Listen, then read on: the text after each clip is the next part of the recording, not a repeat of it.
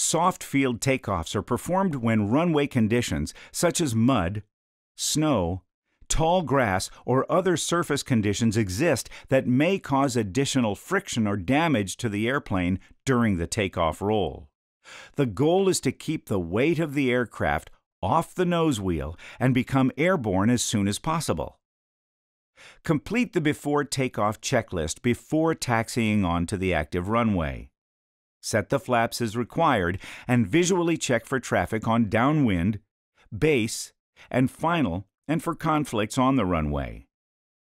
Your communication procedures will depend on the airport type. At a towered airport, and prior to taking the runway, call the tower for a takeoff clearance and read back the instructions.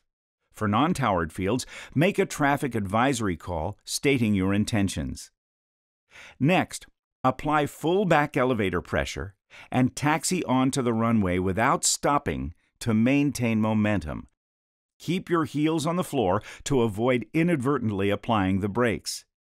Smoothly and positively apply full power while maintaining full back pressure until the nose wheel comes off the runway.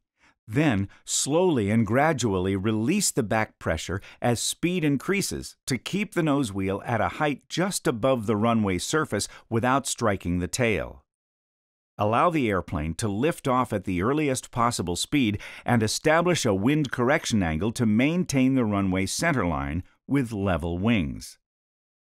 Once airborne, adjust the pitch attitude to accelerate to either Vx or Vy in ground effect, approximately at or below the aircraft's wingspan from the ground.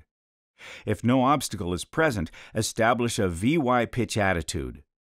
Retract the flaps at a safe altitude and airspeed and continue the climb at Vy.